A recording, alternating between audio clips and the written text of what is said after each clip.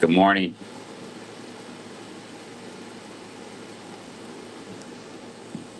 How's the video? How's the sound, everybody? I have an air conditioner running that I'm not going to turn off, so if you can't hear me, we're just going to have to deal with it. You can hear me okay? Hopefully. Good.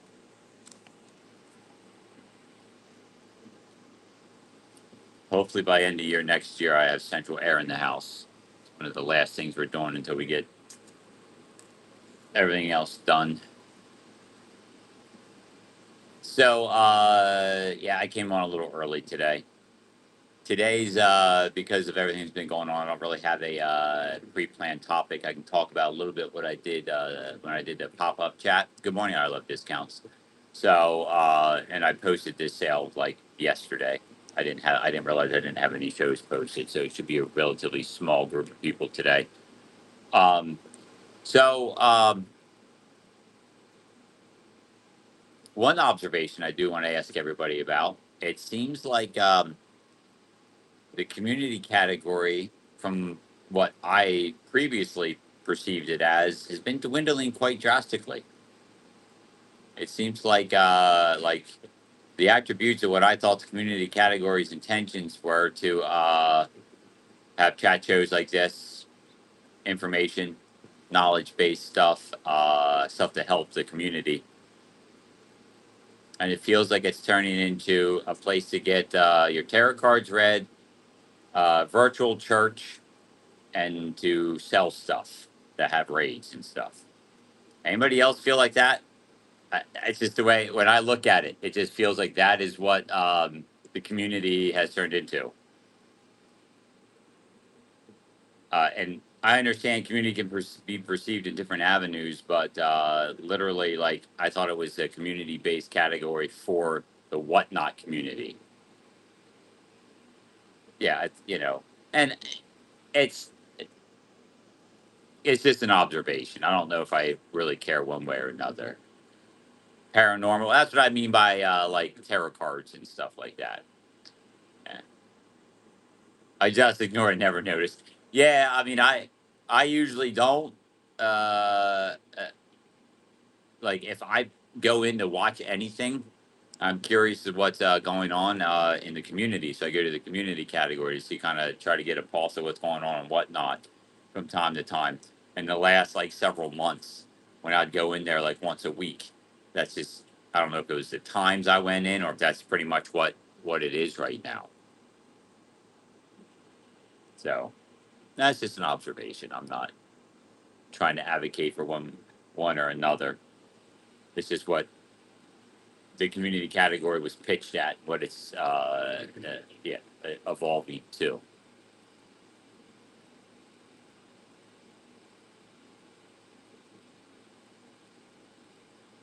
Yeah, I know Lady Z. And I've noticed that I think what probably brought that on a little bit was the sponsored style chat shows that whatnot is backing certain people that do chat shows, but they have to do them in their like their specific categories, right? Isn't that the way it is? Can I read your future? Yeah, you'll at some point in time in the future, cleaning chicks Barbies, you'll be at a Green 13 show on this app called Whatnot. You wait, you'll see.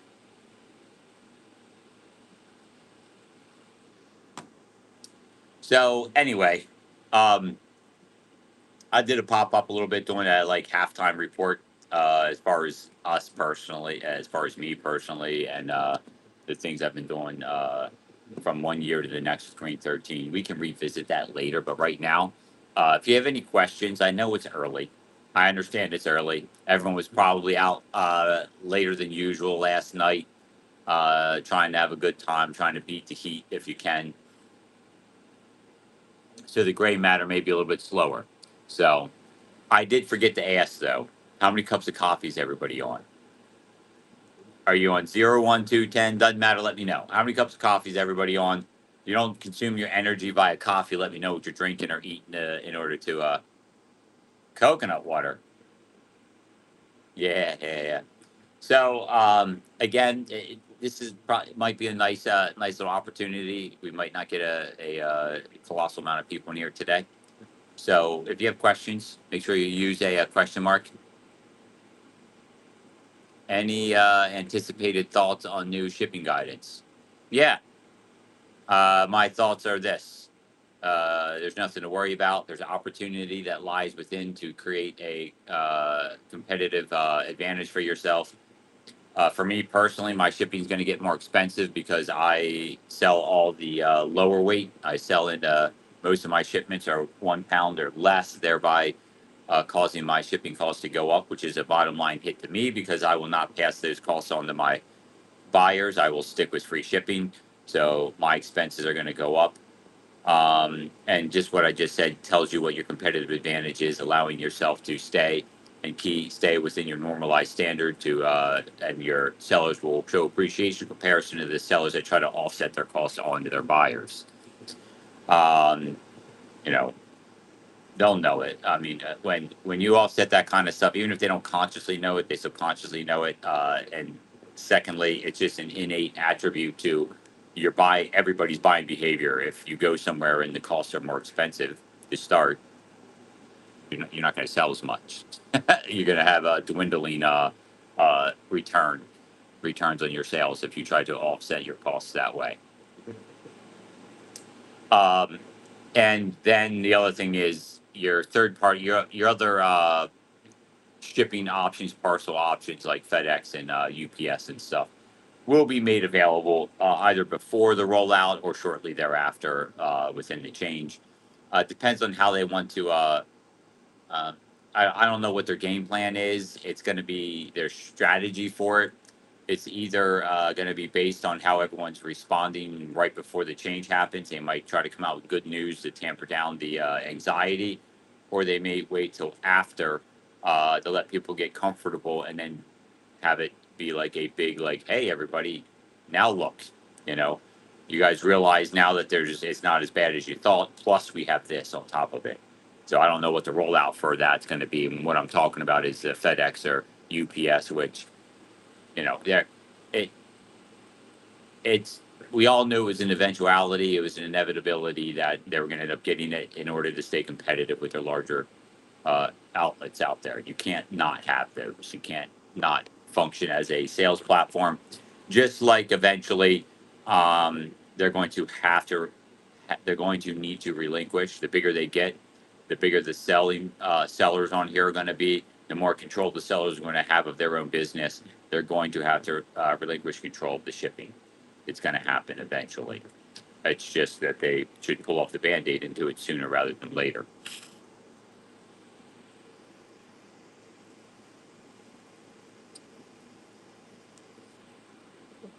Change happens. But yeah, change. I mean, I've been talking about this during this chat show all the time. It's only going to get harder and more complicated. That's why I always tell you, like, get in. Don't try to shortcut your way to success. The slow, methodical, principled, structural, um, pillar-based strategies are the way you want to go. Nothing's going to happen fast on this platform.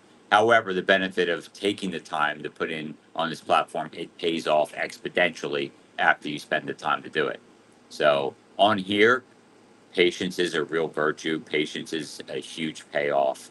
Uh, you know, determination, stick-to-itiveness, all that stuff pays a lot on here. As long as you keep it up and don't get sidetracked. What's happening with Gibbies? I don't know what you mean. What do you mean by what's happening with Gibbies? I wish they would get rid of stickers. I don't. I don't think they need to get rid of stickers. They're going to get rid of the loophole that people utilize stickers for. You've already seen a lot of things change as a result. But I don't know what you mean by what's happening to Gibbies. Gibbies are something I don't pay attention to.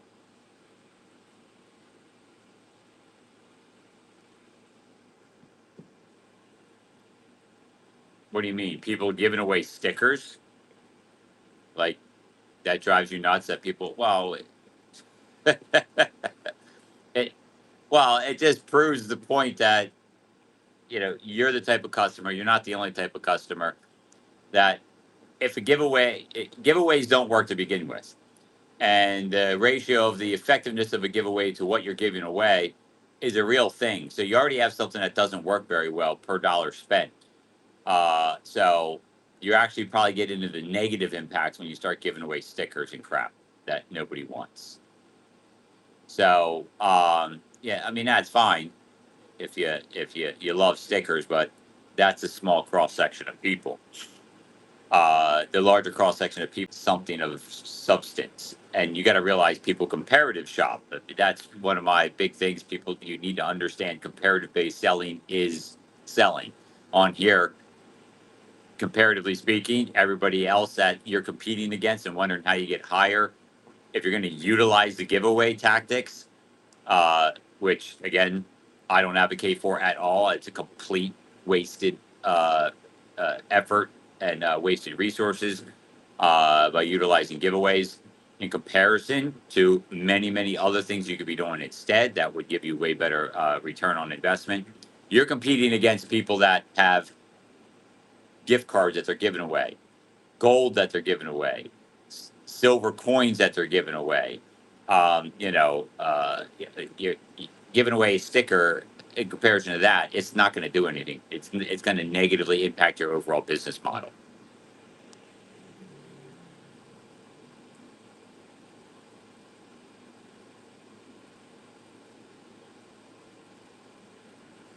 Putting oh yeah, yeah.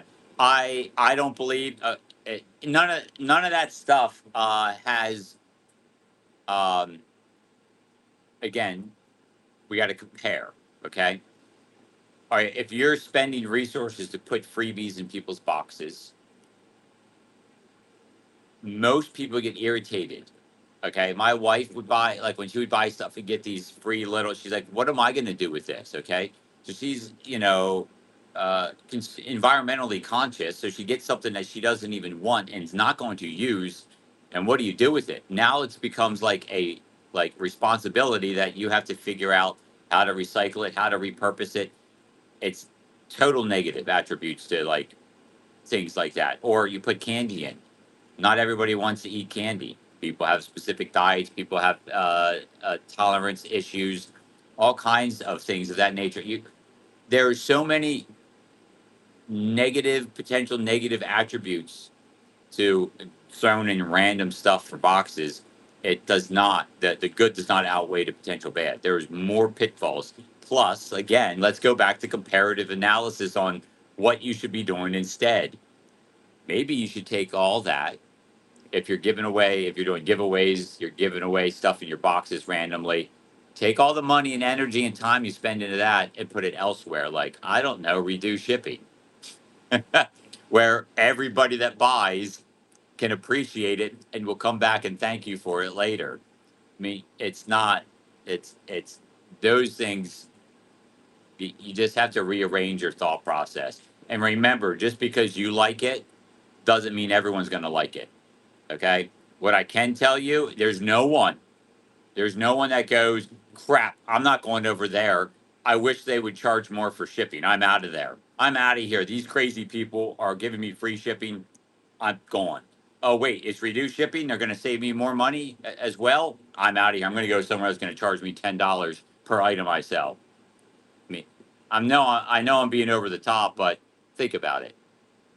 You can find things that hit the mark and are 100% effective outside of people that have you know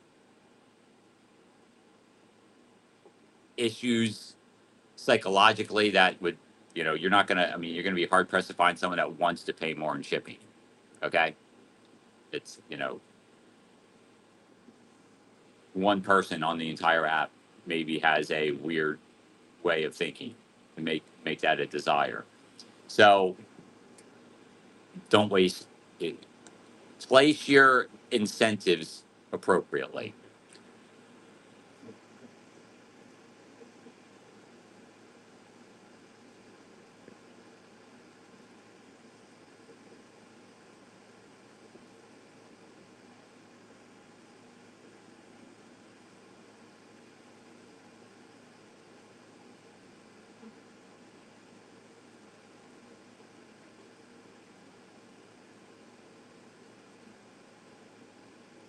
call it kindness and move on. That you can't just blanket statement kindness. You're attributing kindness to potential problems. You are projecting your desires onto other people. That's not how effective um, selling will work for you, or business building, or if you don't want to call it a business, if you want to call it a strategy towards increased financial stability. So if you want to call it kindness, that's fine for you. You can appreciate it from a kindness attribute, but everyone in the world doesn't think the way you do. So if you want to call it kindness, again, discounted shipping is kindness, free shipping is kindness, and it also accomplishes more of what you would like to accomplish in the end.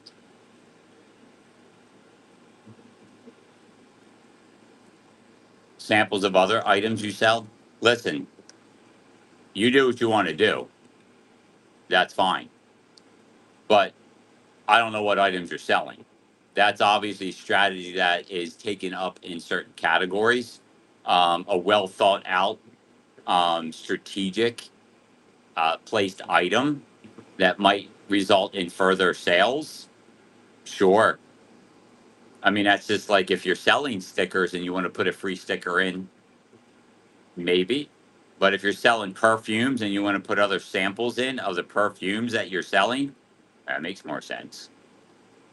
So, you know, make sure you think about the reason why you're doing what you're doing and what the effective outcome can be of what you're doing.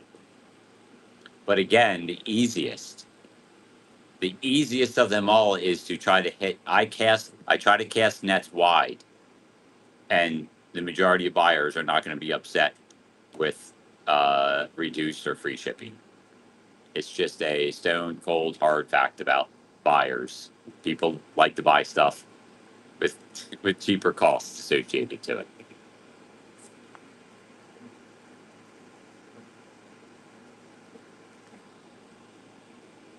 Buyer, the effective way to bring buyers in your show, you have to create an experience. Okay, the experience can be it is everything. So my experience is the magnitude of enjoyment that comes from live sorting.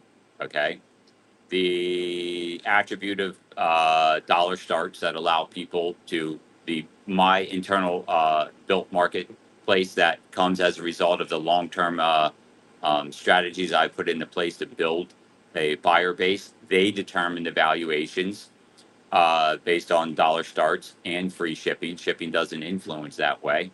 I create an environment that shipping is not confusing for anybody. So when you come in my room, you don't have to worry and compare to anybody else. The message sells itself. Free shipping. Everybody understands that. Everybody grasps it. Um, and again, the live sorting, yes, I have the lowest barrier to entry you could possibly get. The live sorting encompasses so many attributes of behavioral entertainment and enjoyment. Um, we talk about that, all the different effects, that you can leverage when you're live sorting. The value of the goods you bring, knowing after you run for a while, really starting to pay attention and stay in tune with what your buyers are enjoying and liking, and sourcing accordingly. Like all of that. It's the experience. Remember, I always tell you, it's not what you sell, it's how you sell it. The how is the experience you're providing. We are an experience based economy now, as far as disposable income is concerned. Um, and that's what Whatnot has provided the opportunity to turn actual physical purchases and encompass the experience based attribute. So that's why I also say I don't look at the items I'm selling as items. I look at them as a monetized attribute to an experience, like paying for subscriptions on other platforms, paying for, you know, where people are paying money for the content, essentially. So when you understand and look at it from a more divergent perspective like that, you can put together a better multi-layered experience because you're not so focused on the product. For some people,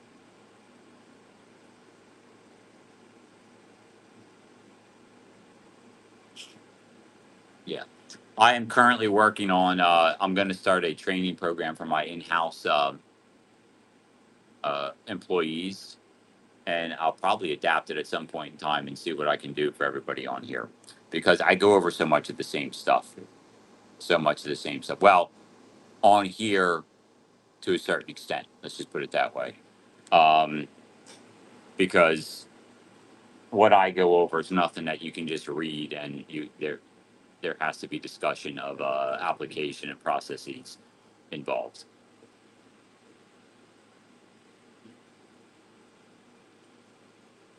Good examples like when I'll start. I'm going to start doing that. I'll start taking clips of certain video and stuff like that to show what I was doing and how I was applying uh, strategies.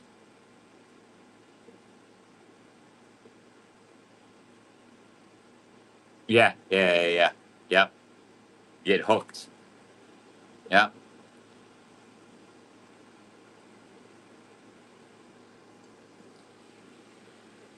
So yeah, we're appropriately going down bunny trails. Feel free to ask questions, everybody. It doesn't matter what question today. I don't have any topic really. I'll talk about a little bit later if I have time, or if we run out of bunny trails to follow. I'll talk about my mid-year, where I'm at from last year, and whether I reached the directives I set for myself.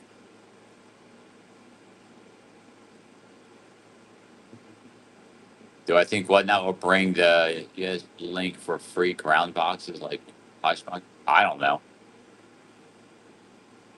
I have no idea. I'm not worried about. Listen, I when it comes to free boxes, I don't worry about that. I mean, that is one of those things where you don't build your business around it. You appreciate it as an additional attribute. You build anything that is provided to you for free can stop at any given time.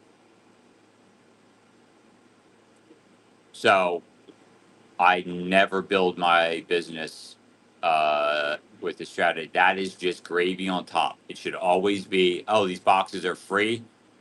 That's great. I'm not buying and selling relying on those boxes being free. And I would never. That's a colossal flaw to build in. It's the same thing that I tell you not to do on this app by relying on certain attributes. The things you can rely on or whatnot's always going to allow you to have things like I like free shipping. Um, they're not going to take that away. I mean, could they?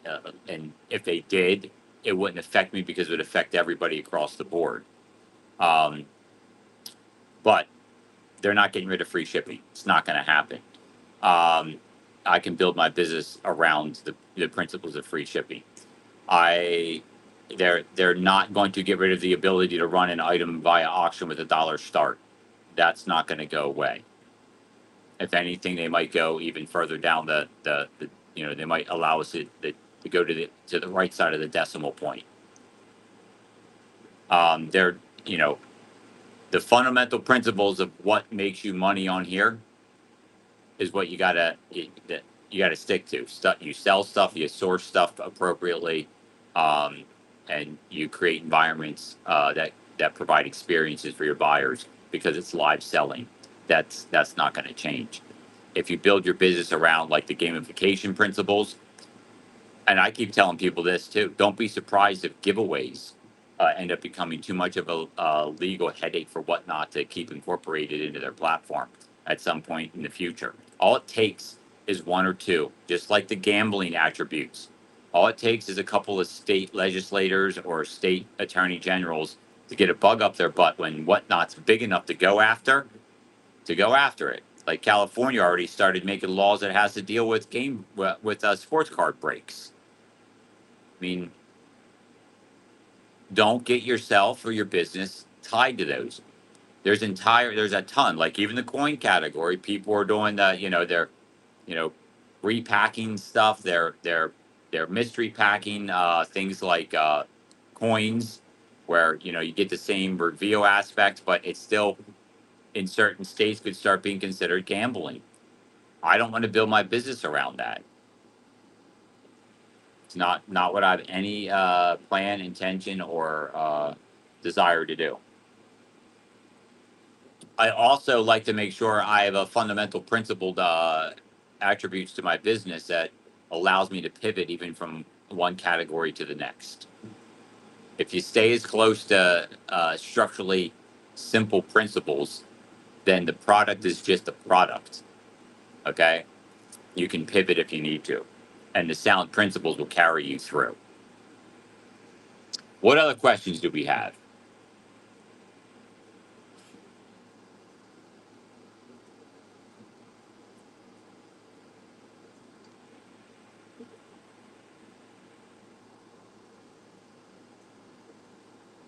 Listen, as far as boxes are concerned, which took us down that road, start exploring and reaching out, trying to find how much boxes are going to cost you, and then incorporate that into your business model. And then things only get better, right?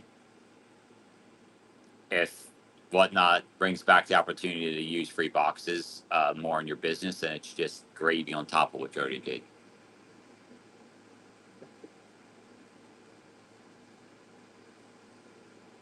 What do I use? Who do I use? I use why can't I think of their name? They just started selling boxes at you. WB Mason. WB Mason. Yeah. Uline's good, but I negotiated a price which you could too with WB Mason if they service your area to buy boxes. The beauty is they'll give you the same price as Uline, but they give you free shipping. So, which is colossal for a company like ours when we're buying boxes by the skid.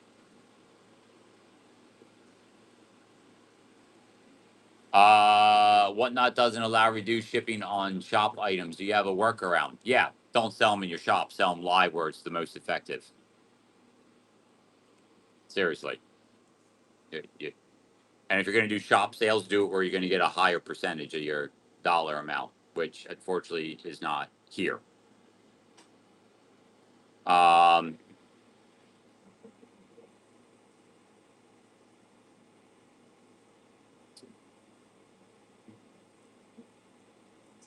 there was something else I was going to say. Oh, your thoughts on a formula to help reasonable price handmade items. Handmade is I don't get into strategies, styles, what to do. That's like an entire world of its own. You're basically trying to create every element of business. You're the manufacturer, you're the supplier, you're the marketer, you're the distributor. You are everything in handmade, and that's just not what I would want to do. Yeah, that's why it's so hard to succeed. You guys realize that when you're in handmade, you are everything.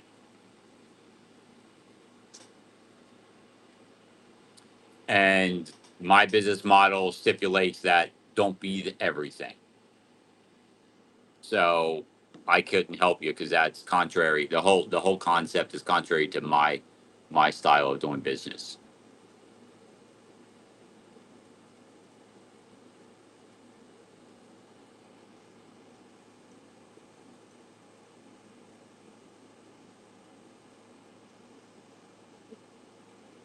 I spoke on your major point of sellers putting extra products that I have to recycle, donate, or trash.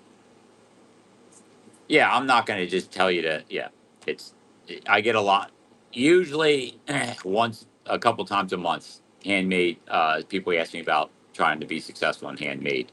It's it is like Bill said. It is the toughest mountain to climb. So your best bet there is to ask people you believe to or perceive to be, you know, successful at it. I mean, handmade too. If you find success in handmade, it's hard to keep, control, especially from a product standpoint, the product yours, which then lends colossally to your environment, your experience you're creating by live selling on here. So,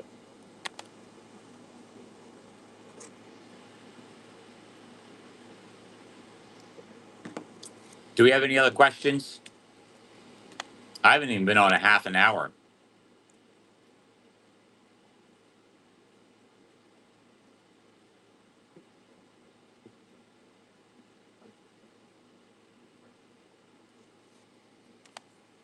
Per piece is a flawed perspective for me.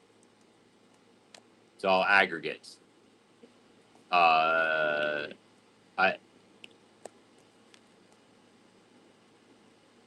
My return on investment is based on an entire pile of stuff that is purchased. And then you can go one step higher, which is the process I was actually talking to my brother about this, where you stop focusing on per pile and you start focusing on your first in, first out, coupled with, basically a monthly and then eventually yearly rotation of merchandise.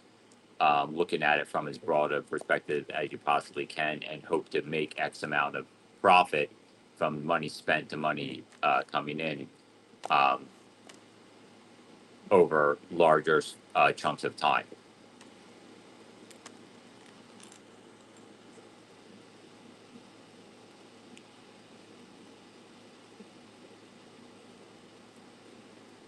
Effective or not, um, they're effective at capping the growth potential is always treasure. So, and they also will have diminishing returns, and they've also have had diminishing returns, um, where people just go on, don't say anything, and try to run stuff. And then there's people that go on and do like a silent, like binge show or something, right? Like there was times that people did that where they would just have stuff just be up for ages. Um, I'll answer that in a second as soon as I'm done answering this. Um, yeah. So here, here, here's the deal with those.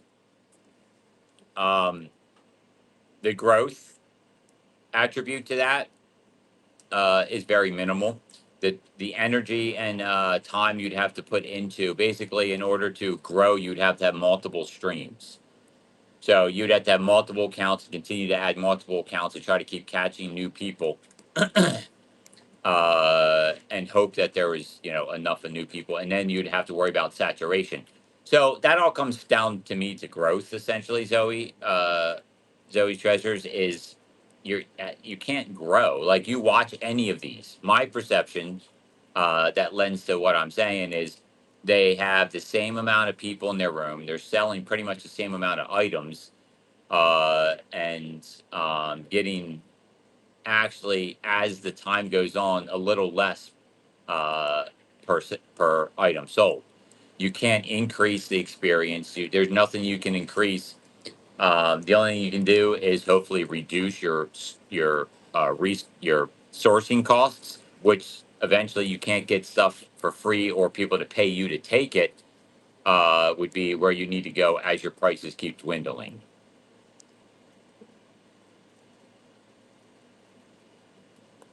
So,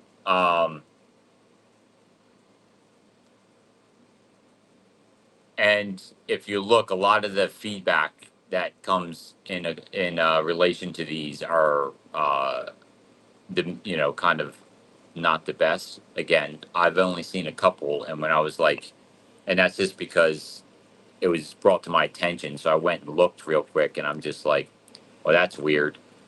So, are they still on Zoe's Treasures? Do they still have like? Are they growing, or is there more than there was before? Is there like there's more of them now than there was in the past?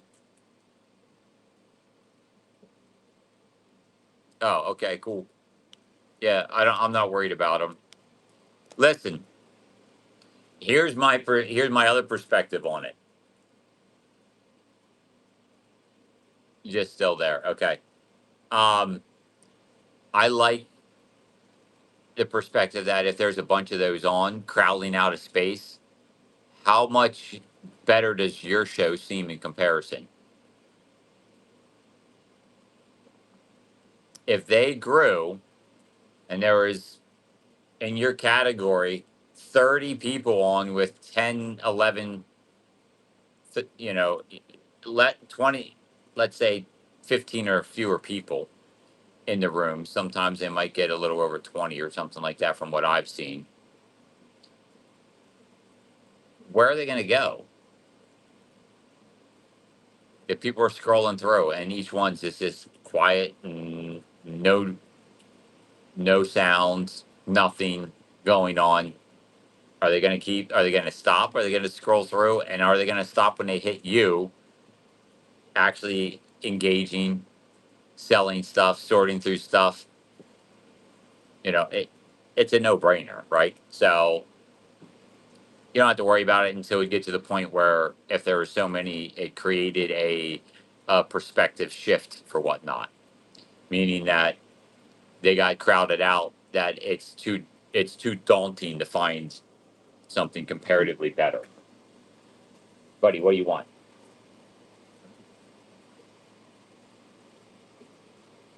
He wants attention. Yeah. So it is zero. Kitty proves my point. Yeah, yeah, yeah.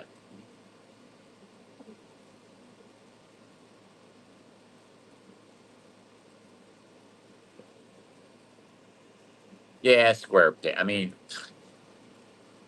listen, no, bookmark harvesting, all that kind of stuff. If that's what you're talking about, square peg. Um, let's just get on and run. All that time you're spending to try to go in and change the times, I mean, just all that fractional time adds up way more than you realize, that you could be on actually selling stuff and providing people with what they're looking for. And that's merchandise to buy in a wonderful experience based environment. Um, that's what people come here for. Yeah, sure, it doesn't, Bill. It doesn't take that long. Doesn't take that long to go through. You know what else doesn't take long? Just hitting that freaking run button, or go live and then hitting the run button. When you're trying to make money, that's the beauty, right? It doesn't take long to hit run next. You build your platform around the principle of hitting run next, or you build your shows around the principle, I should say.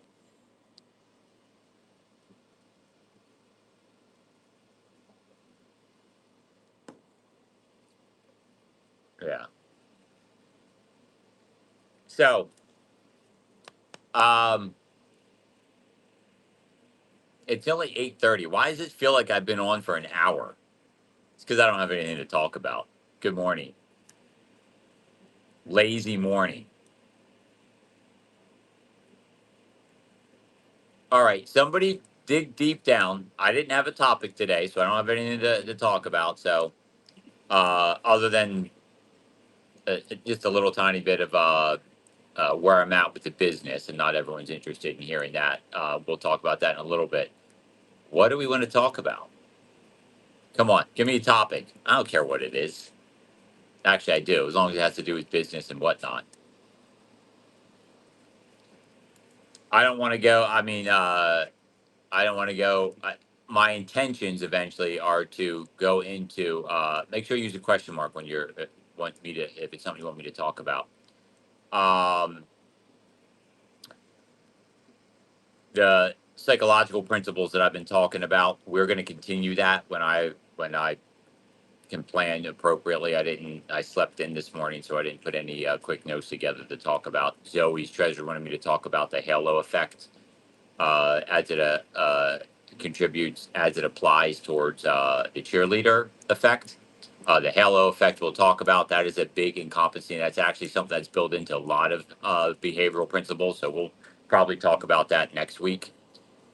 Is that correct? You did say that, right, Zoe's treasures? Right, Tracy? You did say that? Yeah. And just Zoe's treasure, I'm going to talk about a bunch of principles, and then the halo effect, it works within a bunch of principles. It's like a mechanism that effectively triggers within the cheerleader effect, within the authority effect, within the uh, no, the authority bias, not effect, authority bias, and a couple of others. Uh, so it'll be one of the last things. Actually, I don't know if it'll be last. I might talk about it, and then that way, when I talk about other things, I can incorporate how the halo effect is also being leveraged through that. Um, I don't have any. Hold on, let me go. We got questions here. Good, you guys gave me questions. Somebody said branding. Bring that up later. We'll talk about that. Uh, Vintage Farm Girl. Make sure you ask me. I'm assuming that's you were asking me about branding. We'll talk about that. But you're gonna have to remind me because I'll forget after I answer these questions. How to get traffic to your show by building momentum. What that is consistency and capitalizing on opportunities and momentum that you self recognize. Um, that's a big step. I'm reading into that question. That question could apply for a lot of. Are you talking about momentum within your show, momentum within your business, momentum with your application of selling here on Whatnot as a whole? So, but momentum in general, you have to capitalize on it when you see it on all those attributes. So, you have to be a little more specific in your question there for me, if you could, please. What are the new changes with Whatnot? I I don't know. That's a little vague. I don't know what all the new changes potentially could be. The only one that I know that I'm concerned about, or not even concerned, but is affecting me, is the shipping changes coming up. What changes do you think Whatnot should consider to make the app better for sellers? Um, there's a lot. One of the main things, since we're talking about shipping, that would parallel every other platform is give shipping to all of us.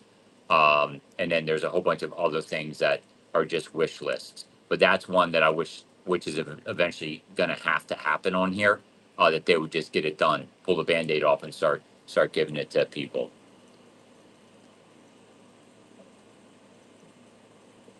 Um, oops, sorry.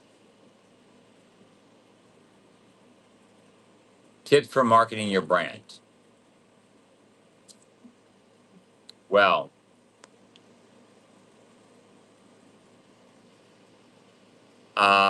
marketing your brand, first establish what you want your brand to be. You want your brand to be a product? Me, I don't. I want my brand to be the total experience on here. That's where the value is. And tips for doing that is everything I've been talking about on these shows for years now. It's the reevaluation of it's not what you sell, it's how you sell it principle. The live selling, comparative based selling. This guy's really going to be hogging up my attention because he wants me to pet him constantly. Um, it's the environment based sales attributes. It's you as a person applying your personality towards the actual selling of your merchandise. Um, so think about it. My branding is live selling. My branding is customer involvement. I'll give you an example of that.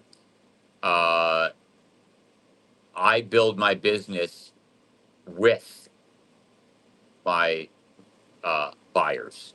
And the perfect example is what just happened the other day. Sorry, buddy, you're going to have to go. Everyone here, if you're not familiar, we do cards.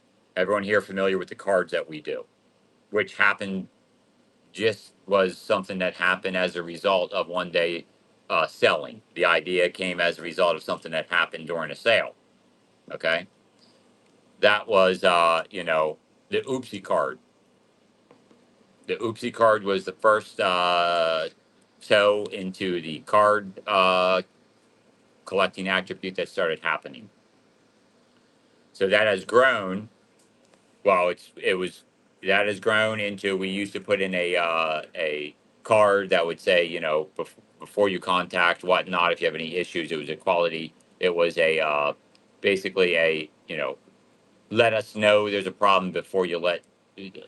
Basically, told people give us an opportunity to make a problem right before you complain to whatnot. This is back before we had our own customer service.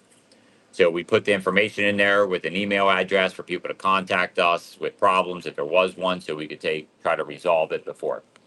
Those were the cards that went in. Those cards essentially turned into another series of cards. This back half of this year, which has just started, so soon I'm going to start rolling out benefits to having those cards. But to continue on with this, what I'm trying to tell you within the marketing and how I look at marketing is the experience with everybody included. We were, uh, um, and you have to capitalize on this to create the experience. If everybody follows us, M, which that story unfortunately continues, but M got into had a story to tell about a situation that happened um, to her one evening at a club that she went to. She got in an altercation. She told the story on whatnot. And we were saying, well, you're lucky, nothing happened at the end. You ended up going to jail could have gone to jail as a result if they misinterpreted the situation, blah, blah, blah. Jody, one of our biggest, attendees to our shows. She's at practically every single show that we run. Buys a huge stick pin. Yep, the queen of stick pins. And I always jokingly say she's also her second largest collection is voodoo dolls. Um, so she goes, you guys should make a get M out of jail free card. And then that just turned into a revelation of, hey, let's make the next series of cards that we do a monopoly based series of cards and have a staggered value associated with those things. I have to do some checking to make sure how I can do it within the right confines. But don't miss the marketing attribute of this story. It's not the cards, it's the fact that it was developed.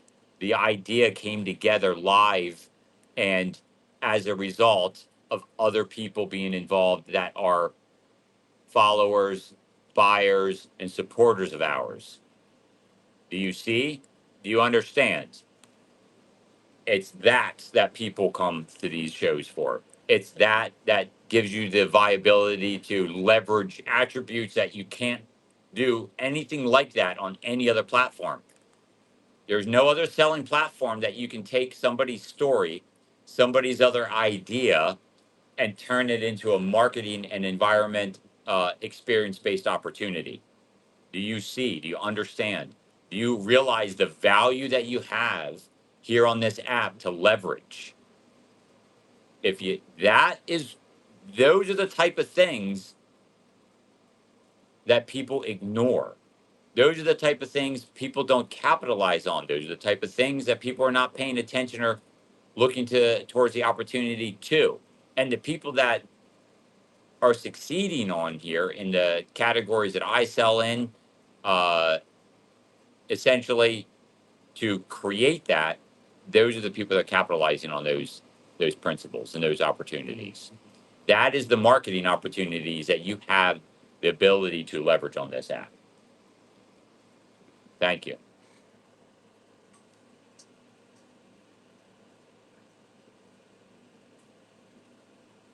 Yes, Zoe's treasures. And I'm not even just talking about the card thing. I'm just what we need to focus on is the opportunity of the cards to happen is what's important. Think outside of cards. Think like you got to realize when opportunities provide themselves or present themselves to capitalize and compound on it. And when it happens in the moment, it's everybody building it, right? It's not you that came, like, that would have not happened if it wasn't for Jody. That idea would have never, probably never came about if it wasn't for Jody. So your business is a community.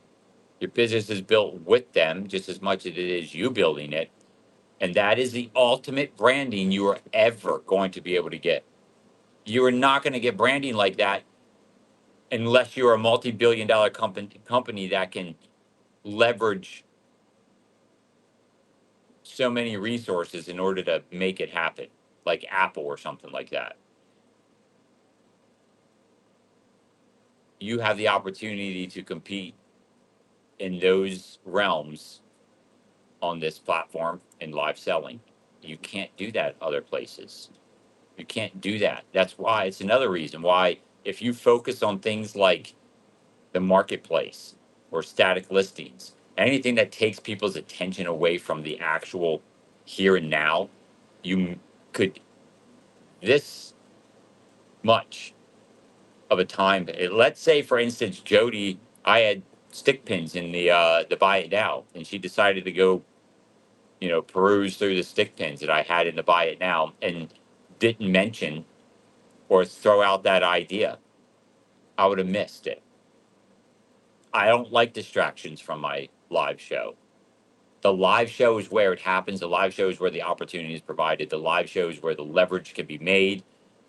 And when you can incorporate all of it and as much of it as you possibly can, focused in one little neat little package right here on screen, it provides the most opportunity and compounding attributes to your business for success possible. And again, if you don't want me to use the word business, your goal for financial resources.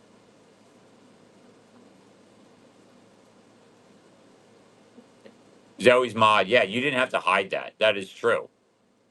You didn't have to hide that. Zoe's mod is pointing out that a smaller community has a better chance to affect and better effects change the growth. Basically saying that if you have a smaller community, which you have a lot of people when they start, those opportunities are more transparent and also carry more weight for your supporters. And by, well, I'd say support that they are. They support you by being there. They support you by contributing with chat. They support you with helping with knowledge. They support you with bidding. They support you with buying, and you need all of that. Good morning, Moon Sky.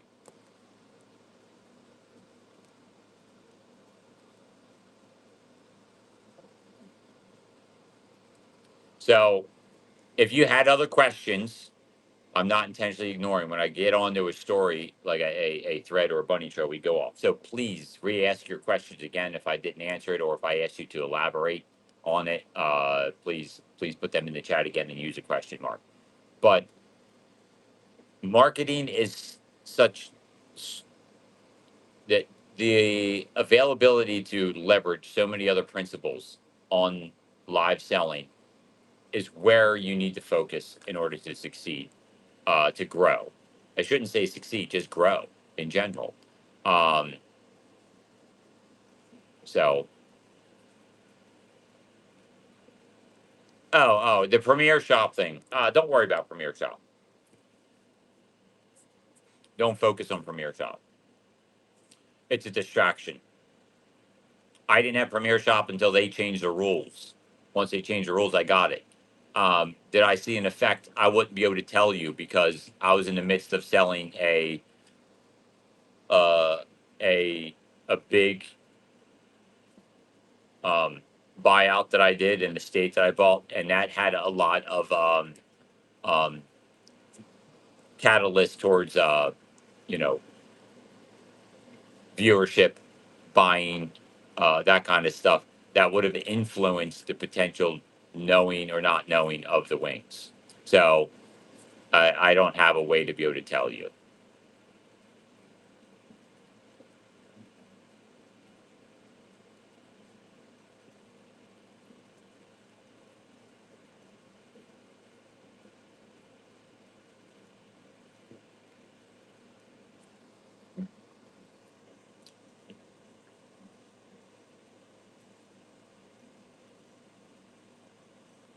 How do you bring in more people to your show? Listen, let's understand within Whatnot, there is no mechanism to bring in more people into your show.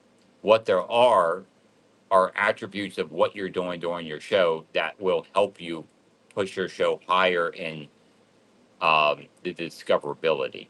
And they spell that all out. If you go look up what not discoverability, they'll tell you. I'll shorten it for you. You want to be on running live, and you want to run merchandise and engage with people and get people to engage back with you. That's the simplest three that, but go read that. Go read that. Those are the things you can do while you're live in order to increase your placement and discoverability. And increasing your discoverability is how people discover you. It's called discoverability for a reason. So go read those and apply the things it tells you. It tells you from the seller, from the buyers, how it works for the buyer. So you have to apply the things that effectively put you into the buyer's feeds. Don't pay for promotion. No. Don't do that. That doesn't do anything. Buddy, you're going to have to go outside. You're going to have to go out. You're going to have to go out. Yeah, you are.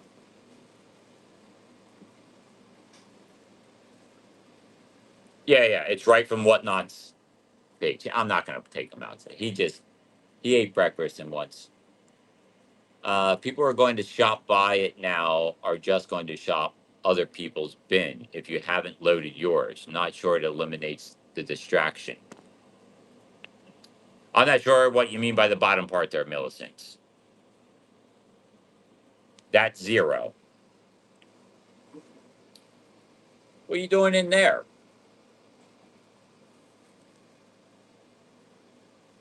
He's over there under the one shelf. Are you saying that you're viewing the buy it now as a marketing aspect to attract buy it now people?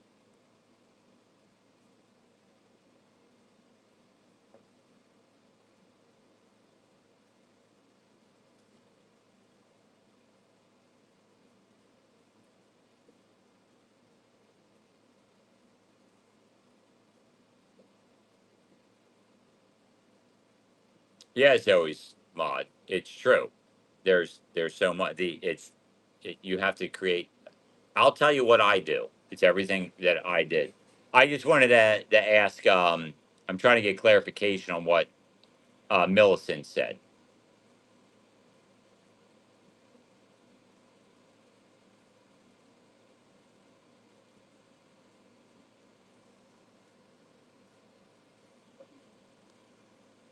Yeah, you just said, what if Jody was busy in the bin? I'm just saying people who want to be multitasking shopping bins will. Yeah, but if I don't, I'm confused still. Sorry, I would have to. This is where texting and me talking makes the conversation a little bit more complicated because I'm talking about me not having items in the bin guarantees people aren't going to be distracted by the bin because there's nothing there to be distracted by. It guarantees focus on what I'm selling. I control everything. I control the focus or more of it.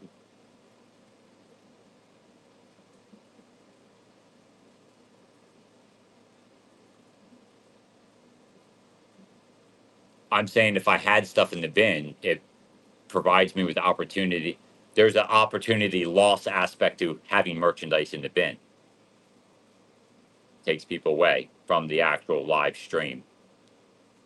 Even people that have a tendency to want to buy bin stuff, but also like to buy stuff in the show, aren't going to not come to my show because I don't have stuff in the bin. Not to mention, if I don't have stuff in the bin and they're bin buyers, then my show wouldn't be for that type of buyer anyway. And if I had items that I wanted to put in the bin, I would just put it on a platform that's designed more heavily to gravitate towards higher valuations for static listing styles.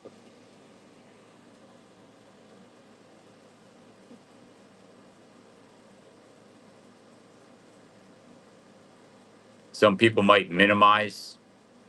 Yeah, I'm sure there's more you'd like to say, Millicent, and we'll have to talk a little bit more about that because it's hard, and I'm sure you probably think the same thing. It's hard for you to really say, elaborate on what you're trying to say in text, right?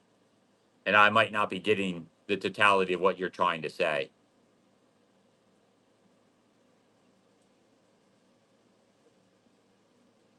So you're saying more what Antability is saying. Some people might minimize the live show and simultaneously view another seller's bin, like you're watching multiples.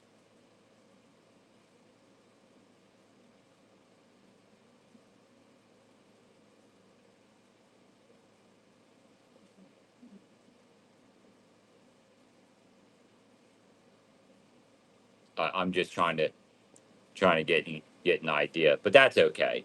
To me, those type of things are exceptions.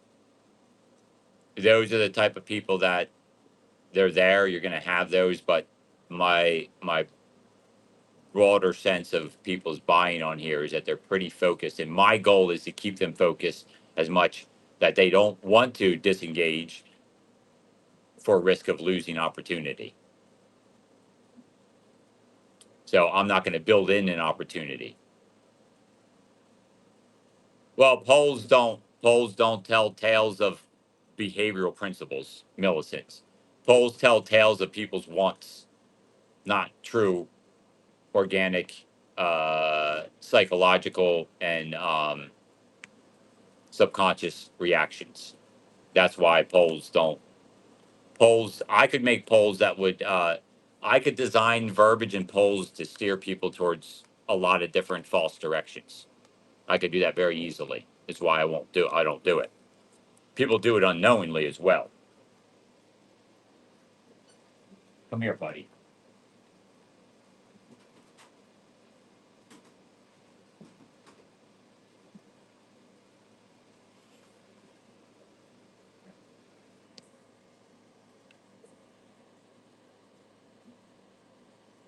So again, I got off on a little bit of a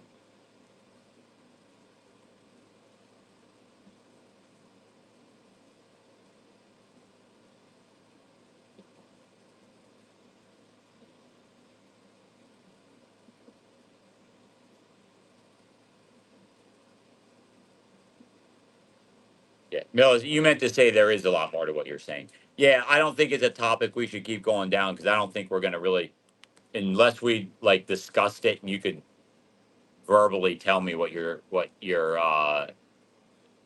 the totality of what you're trying to say. I think we're on a topic that's too hard to distinguish in the dynamic we have to communicate. It's what it feels like to me.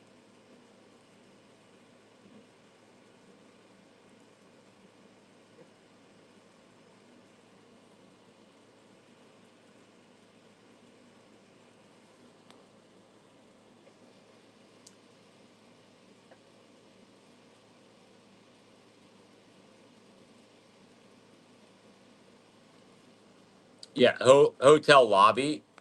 Here's what just gonna let you know. I don't format my shows around hypothetical ifs. If somebody might be in this situation, if this type of attribute may apply, there's too many of those. So I try to stick to like I always. That's why I stick to a very fundamental practice principled selling style.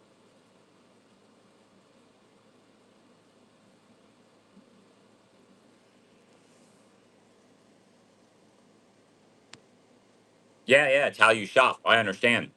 Um, it's the only reason I mention is because you mentioned the only reason I called it out is because you mentioned it in there, and the reason I do that is I don't want people need to understand that. I think there's a lot of people that try to curate their sale towards the way that they would like to shop. They also try to curate their sale based on a couple of um, minor attributes or like perceptions that a small group of people. And here's the problem with a lot of that. Those smaller things can be true, right? But the effectiveness of in employing those ideas come at an expense to other ideas or um, directions you could go that would be more profitable for you. And this is where I think people get caught up and have problems. Like I always say, casting the net as far out as you possibly can. The mashed potato principle, right? A lot of these things, and I'm not talking about yours specifically, I'm just saying in general, a lot of these smaller, or not smaller, more, these niche ideas that people have based on very principled, specific situations that sound like good ideas initially. My mashed potato philosophy, I always check it against that. The skins or no skins mashed potatoes, right? I always check it against that philosophy. And which idea falls into the skins category and which idea falls into the no skins category. The philosophy, sure.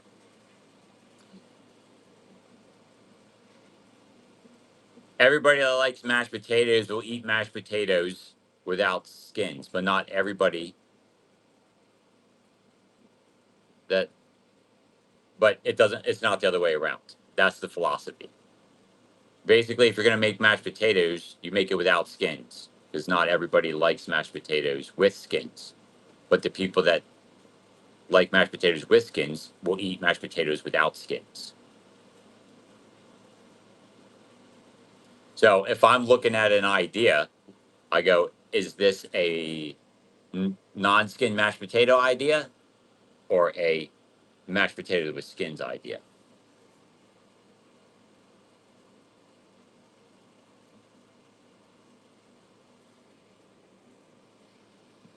And yes, are there some people?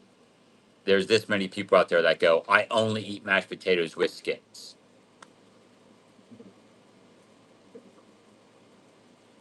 So minimal, it's not an attribute that has to be taken into consideration. Yeah, outliers don't count. You don't use outliers. Do you understand? So when you're thinking of putting an idea into practice, just think of the mashed potato philosophy. Is my idea an idea to make mashed potatoes? Or is it an idea that's making mashed potatoes with skins?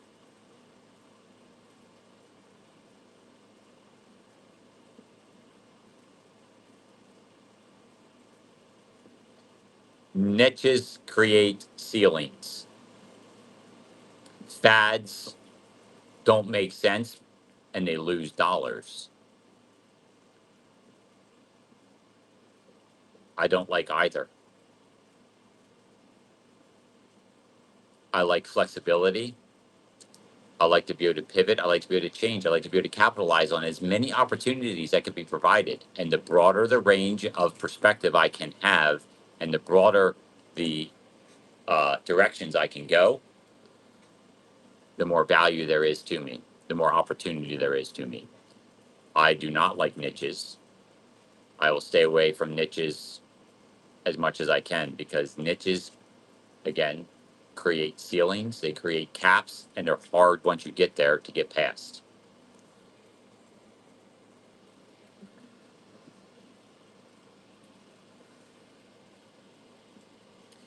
And if that's what I kudos to you if you can accomplish it.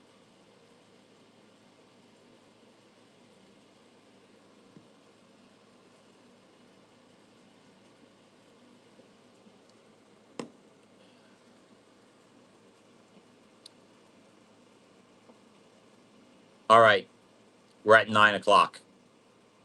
Any other questions? Anything else anybody's curious about before I go over anything?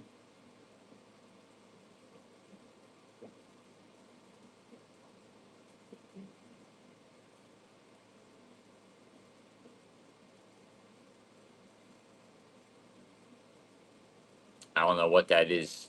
Sweet tea deals. I don't know. All right, everybody. Come on. Any more questions? I'm going to go over real quick. I'll go over real quick. Try to keep this short, which I'm never good at really doing. So, I have when I don't view my my company goals as goals. Okay, we promoted our Friday show. It was amazing. That's awesome. I don't know what you mean by promoted it. There's several ways of promotion on here. Well, you have to elaborate later once I'm actually. If you want me to, if you oh, you did like a 1 hour promotion for your show. How much more money did you make? Not by what not told. Actually, don't tell me that. That you don't need to tell me. When you say what attributes made it amazing,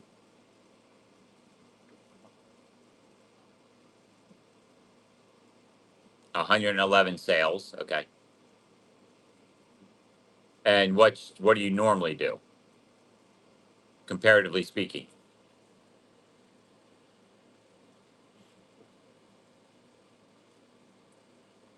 You do like 20. Okay. So you're going to keep paying for advertising, promotions.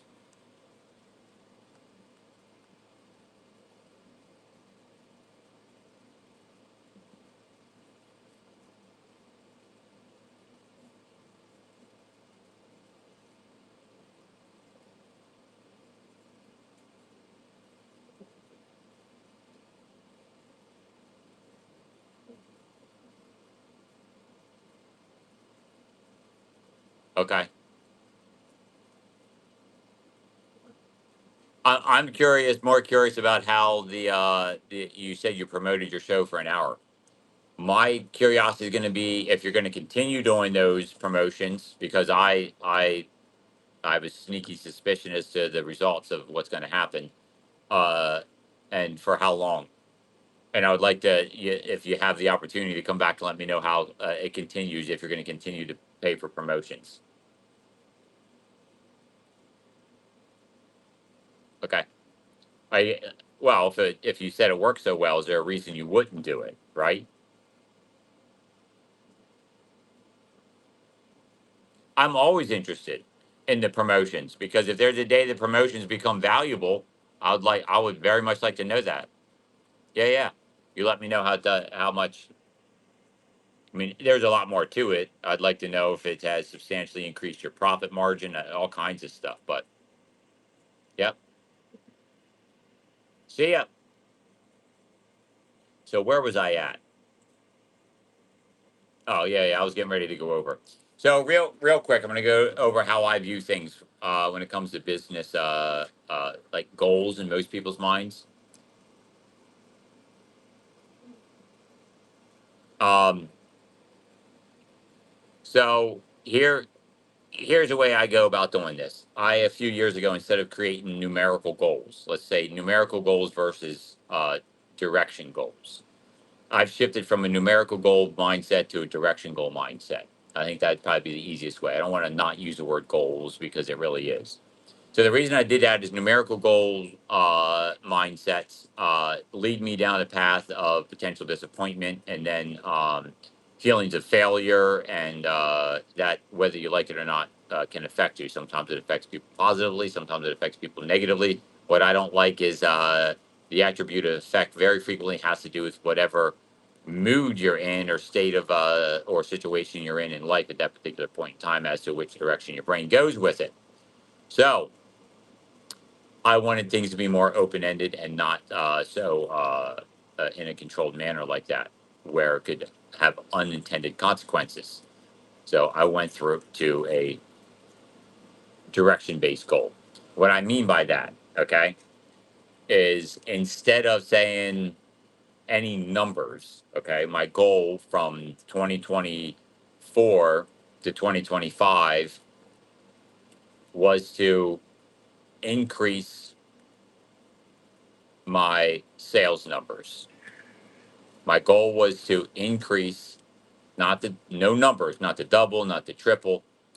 My goal was to increase my sales numbers as much as I possibly could. Okay.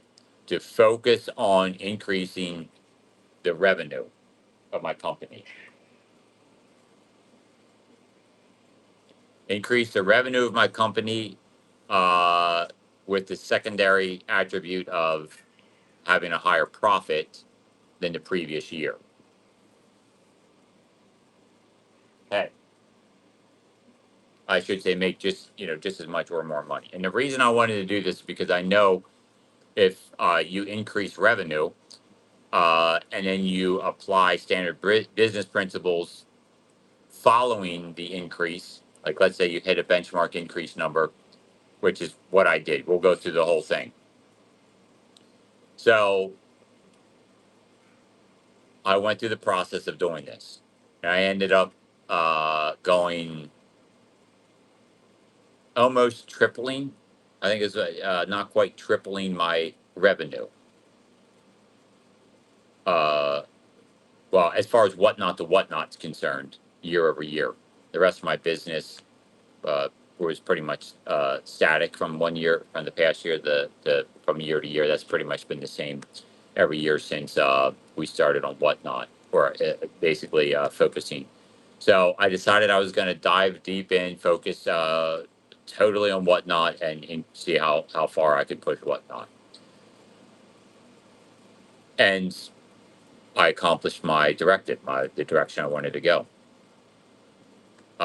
My direction was to see how high I could go, and it was almost three times what I'd done the year before. That was 2024. That was 2025's goal, not was it to reach as high numbers as I possibly could. Um, I mean, it had effect on me. It had an effect on me, mentally, physically. I was exhausted. It was crazy. I developed, a lot of resources as far as sourcing outlets, ideas, concepts, applications, hiring people, firing people, all kinds of stuff went on through that process. Come here, buddy.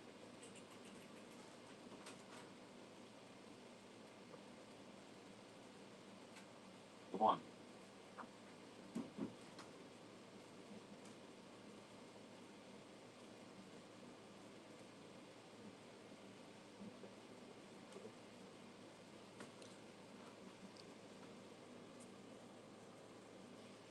So, um,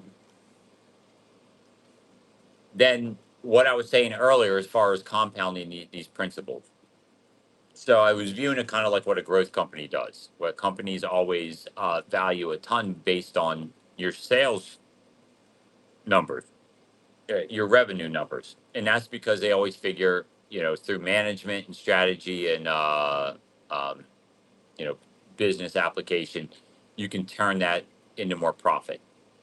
Essentially, if you have higher sales numbers, that means there's an opportunity for higher profit.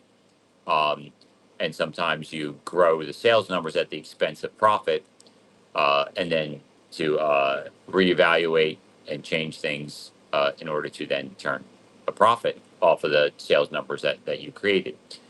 So let's go back and look a little bit. I started doing watch sales. I kicked things off. We were doing the clothing sales at that point in time. I had my fingers in a lot of different new categories. I started really going heavy into the jewelry category, like dedicating a ton. So I was all over the place, applying to, what I could here, there, and everywhere. And the profit numbers were my profit numbers as far as the company goes was the highest also. So we had the highest sales numbers ever, and by proxy, it turned into the highest profitable.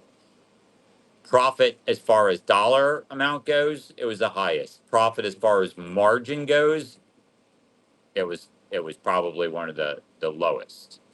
Does that make sense? Everyone understands? I know Zoe you understand what I'm saying to everybody? You got it? Yeah. So my yearly profit number was the highest. But if I looked at year over year margins, the amount I sold, and the amount I made off of those items. So, but it was also to see what kind of volume I could pump out of my little company, and that's what we did. So then, my direction that I wanted to go, and I talked about this last year. My direction I wanted to go in this year, 2026, is to go towards profit. Uh, so it is turning into a longer situation. I already talked about this. I think it was on Thursday. But all in all, what happens, everybody, is if I look at year over year, 6 month, first half of the year of last year in comparison to the first half of the year this year, I'm looking at those two numbers. I have doubled my average sales, my average order value, my average sales price, and have had higher, not by a lot, maybe about $100,000 difference on the upside of total dollars sold. And if anybody's been watching, you know that I have way fewer shows. A lot of my shows are actually shorter than my previous shows. So I've drawn down. And what I did is I've also consolidated or created efficiencies in my shipping department, my overhead, my refocus towards this profit attribute, decrease the size of the items I sell, the going to jewelry, capitalizing on the free shipping attributes by regearing my entire business towards those type of principles has allowed me to create way higher and I think I'll go over that at the end at the beginning of next year, what the profit numbers kind of look like in comparison to the previous year, to see if I really, we still have half a year to go, have reached the numbers I'm looking for. So far, all roads are leading towards me accomplishing what I was hoping to accomplish. Reduce my workload. I've been able to go on vacations and take more time for myself. Not as much as I would like to, but the direction I want to go the following year is going to be more of that.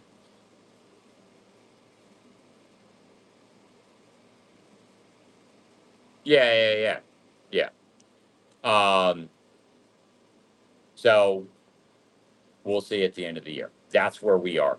That's our halftime. That was my halftime breakdown. And now the next half of the year is going to try to compound on those elements. I'm going to start uh, trying to increase my average order value uh, throughout the remainder of the year. I'm going to try to decrease, obviously, my cost of goods um, throughout the year. And I'm going to try to also, the thing I'm going to try to increase uh, um, is going to be time, runtime, average order value, and average items per hour, items sold per hour.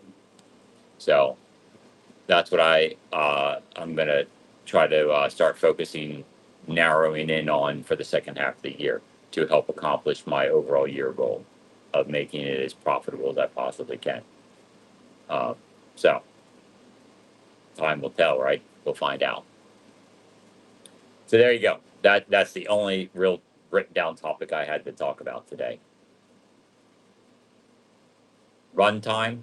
Yeah, to include the other two attributes, Bill. Runtime will be the most important, and that's why I am going to start. Actually, tomorrow, uh, I'm going to decrease runtime to start having training sessions, which I've not done. Surprisingly, to my own surprise, that I haven't had spent the time. Which, due to these changes, I now have the time uh, to set aside to put some uh, planned training principles together to start talking to my employees about, to start applying some of the principles that I utilize in their selling methodology. So things like Project M, can we're going to start focusing more on Project M in order to increase her M's uh, in contribution to the bottom line and to the increasing runtime, and making it as effective and profitable as possible. And then we're going to be having some other people run some more, and I want to be able to get Nicole shows uh, increased in value as well. And that's only going to be able to happen if I can have a more hands-on approach than I've been able to in the past. So that's what we're going to do. We're going to see how it goes.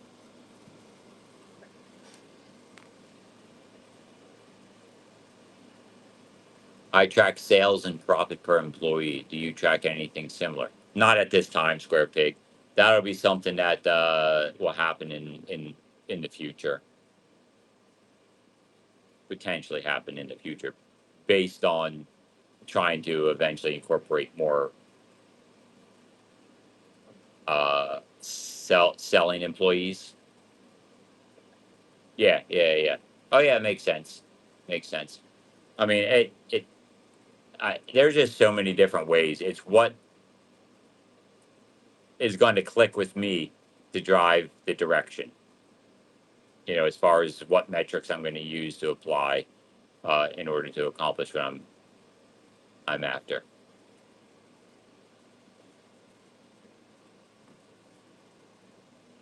So,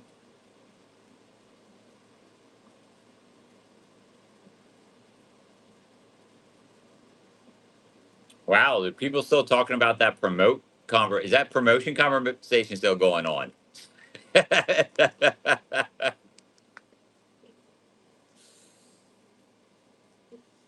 So,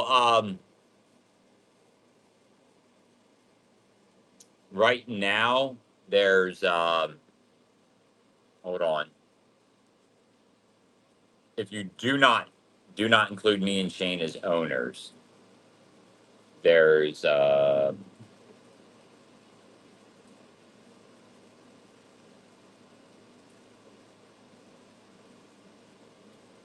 7.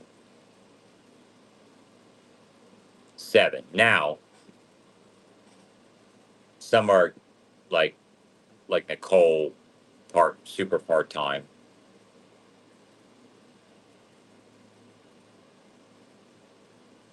My wife does some stuff, and it's very, very, like, she does payroll and stuff. Helps me sometimes when we do sales on weekends, things like that. Um, Super part time. Um, yeah, Galaxy is part time, but Galaxy's looking for more hours, so we're gonna see what we can do to get more hours for her for Galaxy. So, and my goal is to actually try to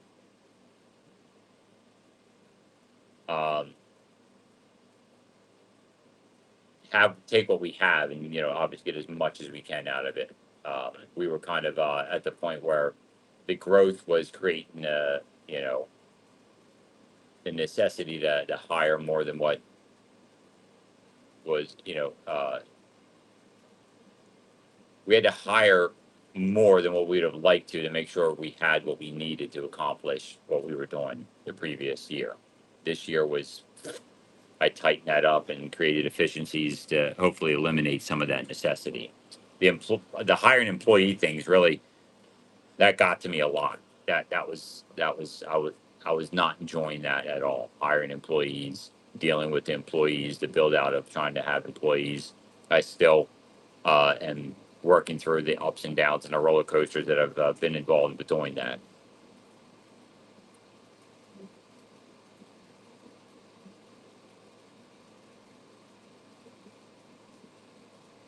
Yeah, yeah, yeah. So far, it's not only worth. It's the most complicated thing in this type of business that we are doing. When you're building on a live selling platform, trying to separate the you into a business,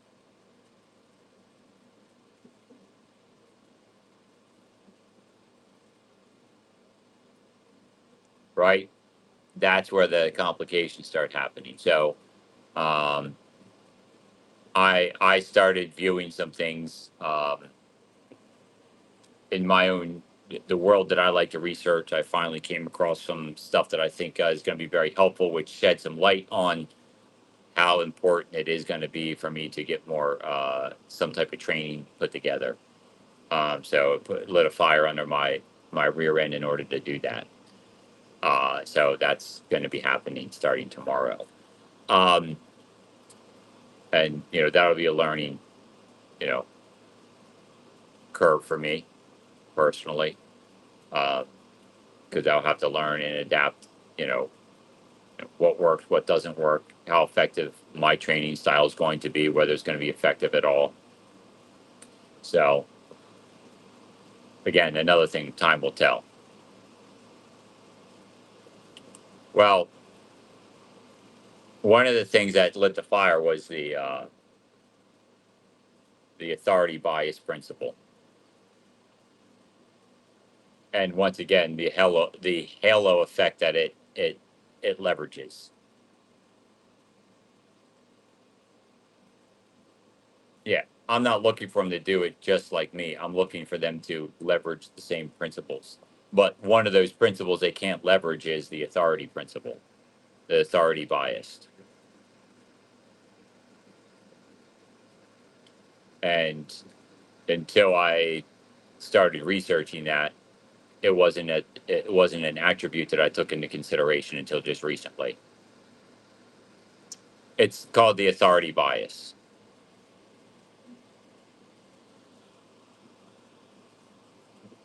It's why people think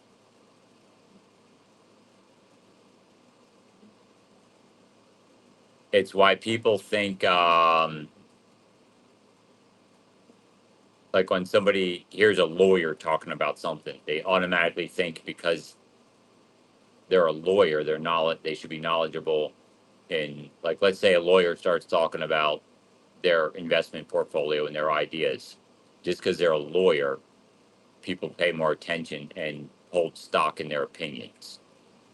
That is the principle of authority bias. That's also why people that run businesses end up that are successful business owners get frequently voted into political positions. We're not going to talk politics, but it's the authority bias. They think, oh, they're successful at this, so it's what's called the halo effect. Because they were successful in your minds in one principle, that lends you to believe that they're going to be more successful. So in my case, um, what I do, what I say, and how I sell is taken in a different perspective because I'm the owner of the company, as opposed to an employee of the company. So my employees can't break that. Like they can't. That's just the way that people's brains work. It's a behavioral principle. Does that make sense? Now, on the flip side of that, I'm talking about this. Understand that principle and realize how you can leverage it to your own personal. That's where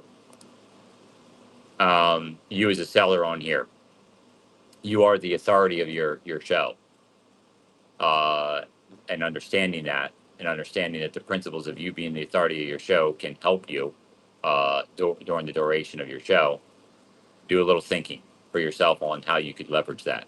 There's a magnitude of ways to do so, and some point in time in the future we can explore that. Like I said, I didn't really plan for it today, but that was actually going to be one of the topics that we'll talk about in the future. That I can start putting together the compounding or the layered attributes of behavioral principles that can benefit you. The chat got quiet. This, like I said, I knew this was going to be relatively.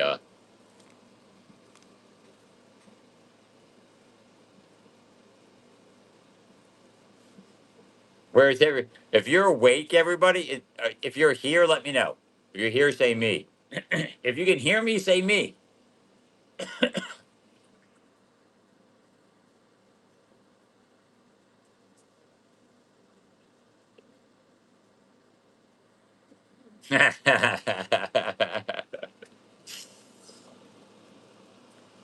So, yeah, yeah. It's good. It's fun stuff. Yeah, you were Zoe's treasures. That's funny. Well, you know why you were? Did it come up when you were researching the halo effect?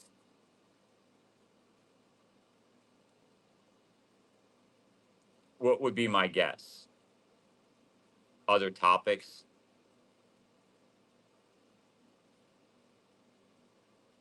Hmm. I'm curious what other topics you were researching when it came up.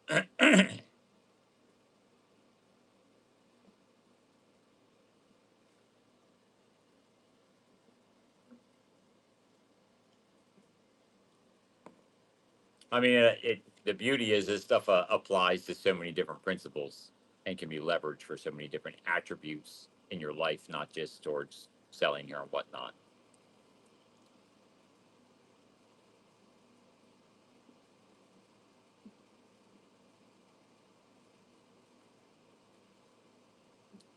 My experience, employees that have done reselling tend to undermine my authority with 20 years of experience.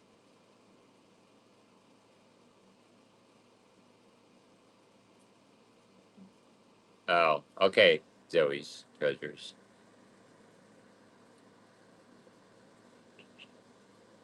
Reselling where?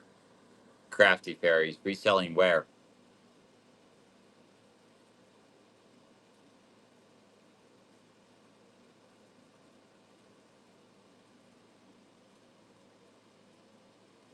And not to degrade your well, I'll wait for you to answer that question.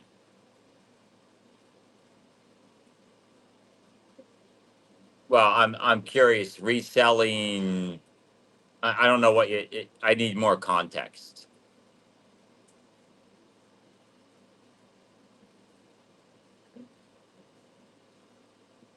Like, if you're using selling as just a blanket, you know, and experience. I don't come out here and say I have X amount of years of experience because my perspective on experience. When I was in the mortgage, I realized this very quickly. Mortgage and real estate industry. There's people with many many years of experience selling, but they weren't good. There were people that were in the business for a year, 6 months that were outperforming and utilizing principles and ideas and strategies that was far superior than people that were in it for a longer period of time. So I'm not saying that to diminish the value of your 20 years of experience, but I personally do not hold stock in experience.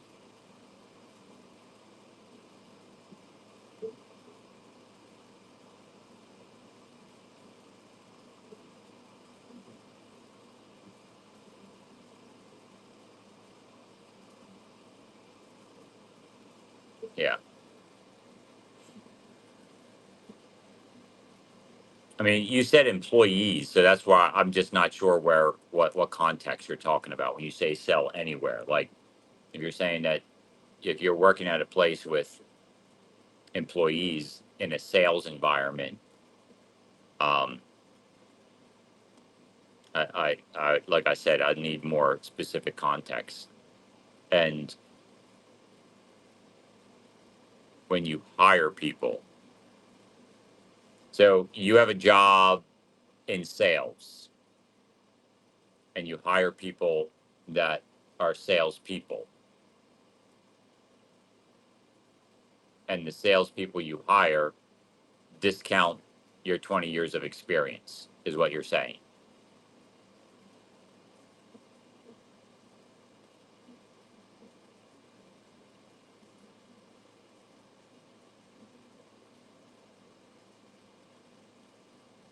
You're talking whatnot. employees.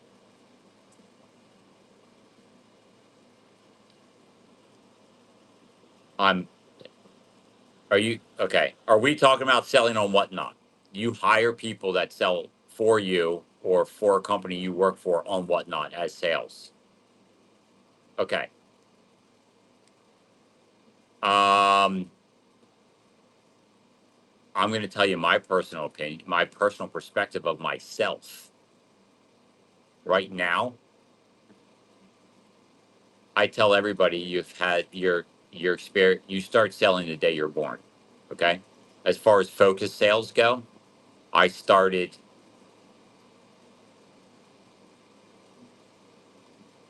and depending on I would say full focus sales for personal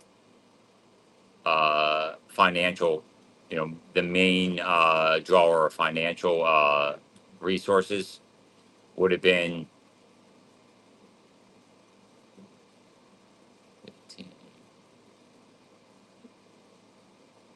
probably about 18 years ago, maybe a little longer. So then let's redefine. This is how I view it.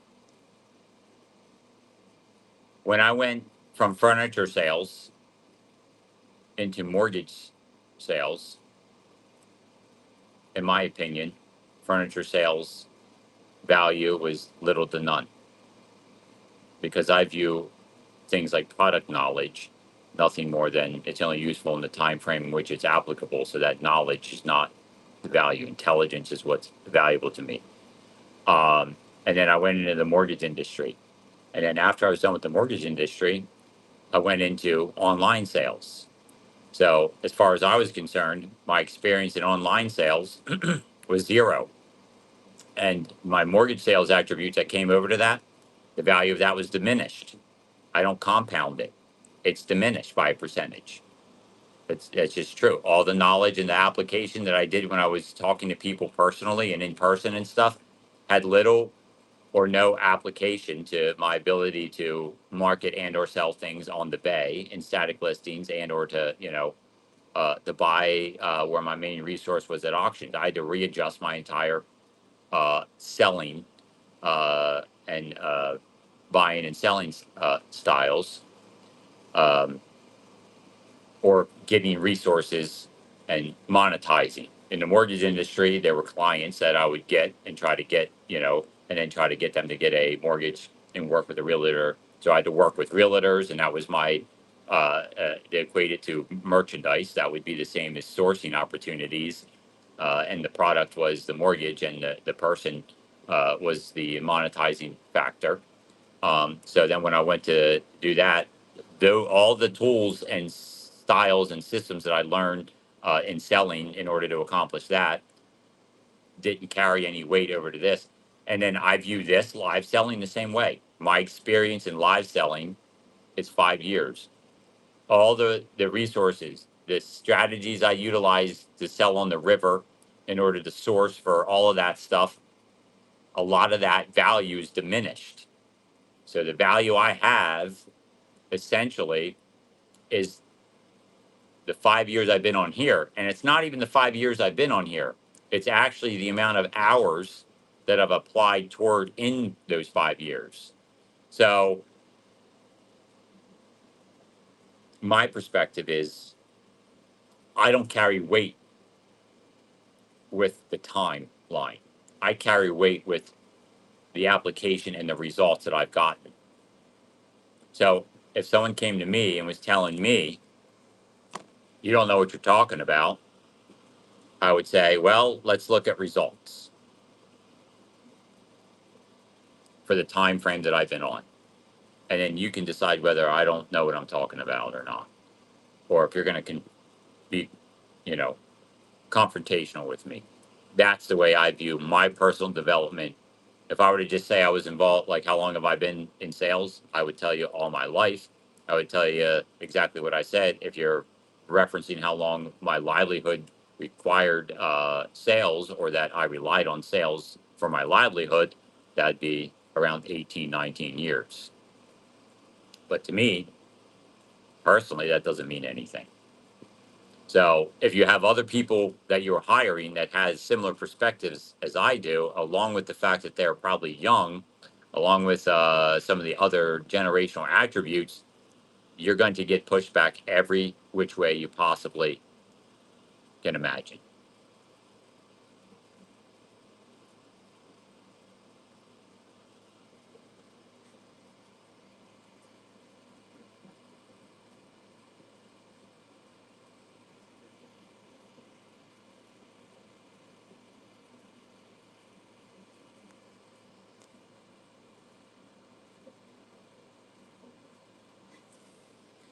I I'm going to be flat out honest. When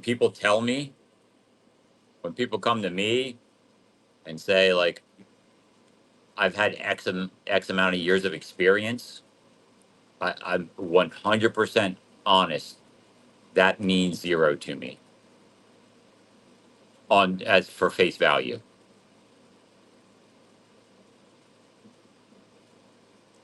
Yeah, crafty fairies. CG Boomerang Echo. Rated with a party of 22. CG, thank you for the raid. CG, you and you alone can feel free to plug your show. Let everybody know what you sell, when you sell, and anybody likes to dead to say, please book, mark, and follow. Remember, everybody, one and only one person can plug their shows. That's a raider and a raider only, which can do so up to 2 or 3 times in the next several minutes if they so desire. Again, thank you for the raid, and I hope you had a great show. I want to get back to crafty fairies. Honestly, yeah, I'm a third generation licensed auctioneer. So listen, to get back to what you're saying, I hope you're still here. I think for you, put yourself in that situation that I just said and try to view yourself in that perspective and then talk to them. Don't let your 20 years bother you. The only person that's bothering is you.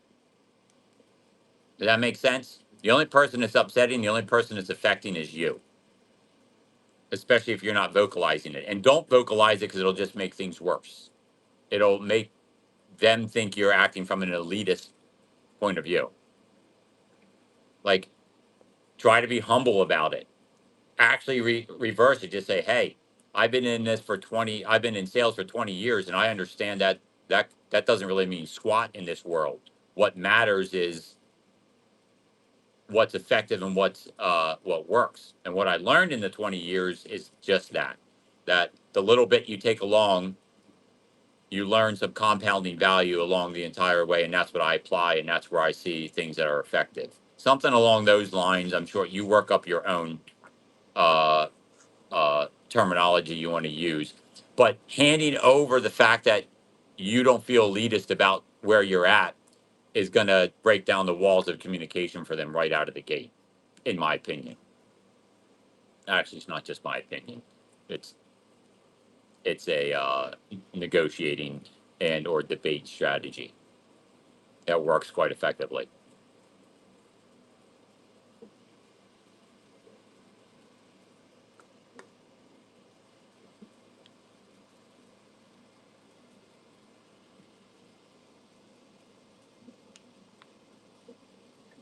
Tell them how you've experienced new situations.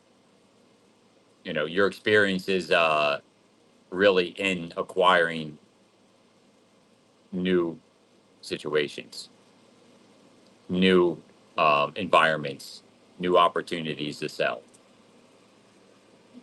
I'm just throwing out random stuff that maybe you can use, but that's the way I would approach it. No, I'm going to tell you right now. Stop focusing on that frustration because the only person, like I said, that's the only thing that's affecting you. Just put,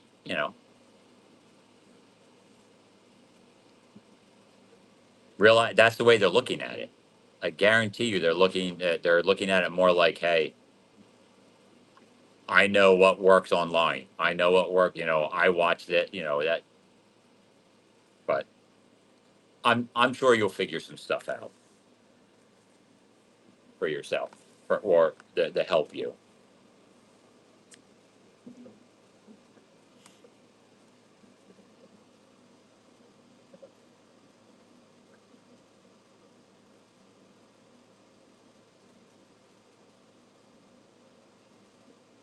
Yeah, square peg. True. True.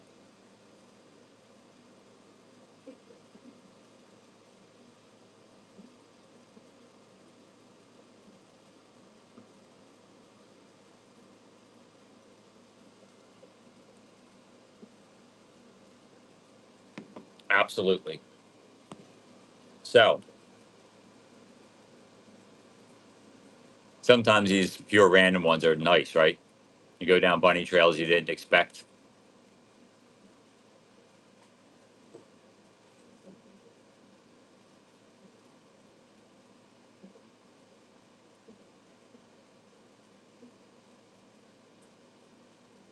All right. Did anybody have a question that I missed?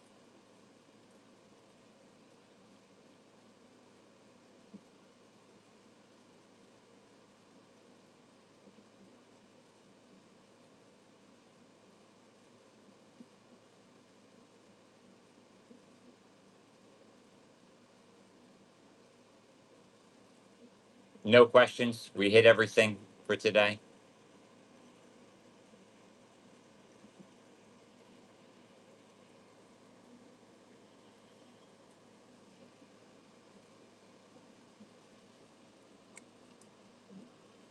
Where that came from. Just can of Perrier here that I don't know where Perrier. Come on.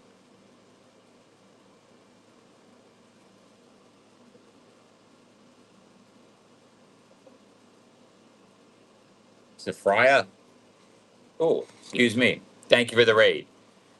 You and you alone can feel free to plug your shows, let everybody know what you sell when you sell, and anybody likes what they have to say, please bookmark and follow. And remember, everybody, one and only one person can plug their shows, and that's the raider. And the raider only which can do so up to 2 or 3 times in the next several minutes, if you so desire. Again, thank you for the raid, and I hope you had a great and wonderful, spectacular show. Yes, reselling roundtable at 6:30 Eastern time this evening.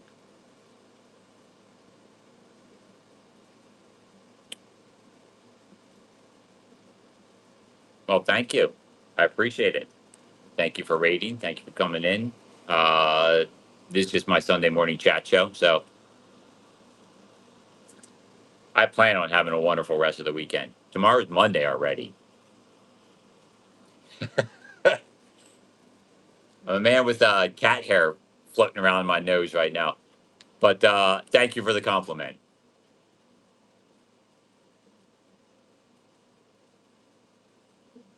When do you sell items at a loss? All the time.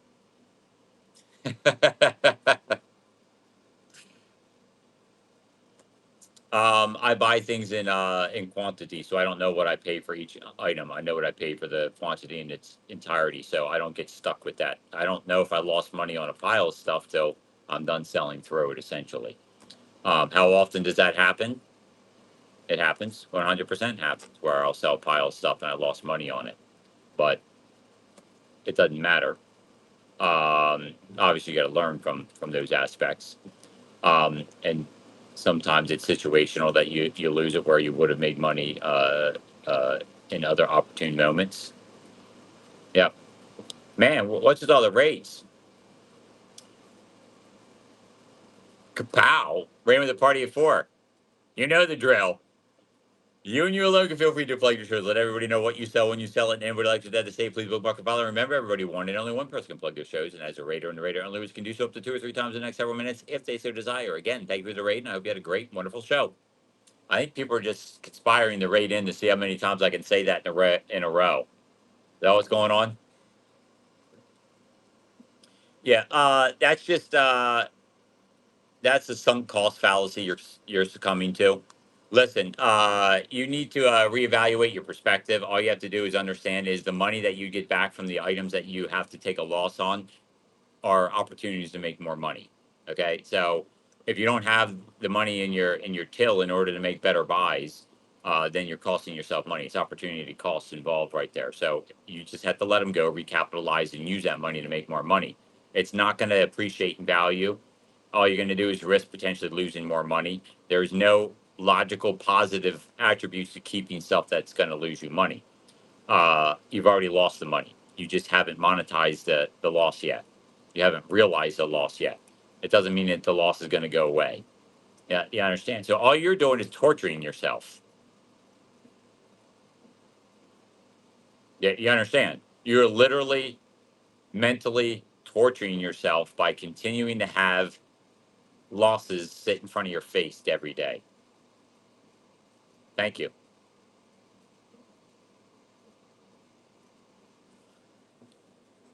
Yeah. And you have the answer to cure that torture. It's called sell it, take the money, and make more money with the money. Yes. Time value of money. Exactly. Square Pigs pointed out the compound valuations, um, the money. It's you're letting it sit there. You're losing money. You're losing more. The longer it sits there, the more money you're going to lose. The more resources you're going to lose as well.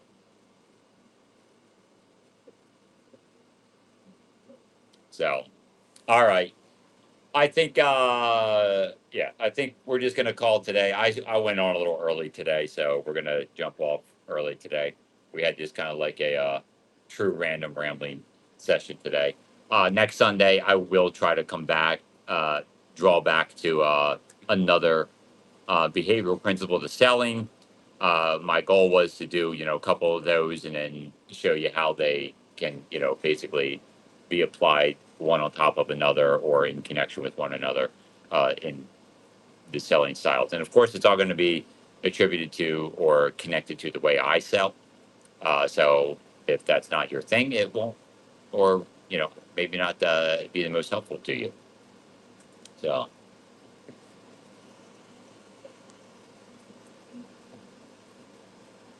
yes, let's go buy stuff. Yep. So, let's see where we can go. Let's see where it says.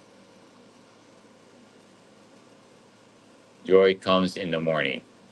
I don't know what that is, but maybe it's full of joy, right? So if they're awesome, give me all the credit. If you don't like them, don't blame me. What not? Pick them. So until next time, happy bidding, and I look forward to seeing you.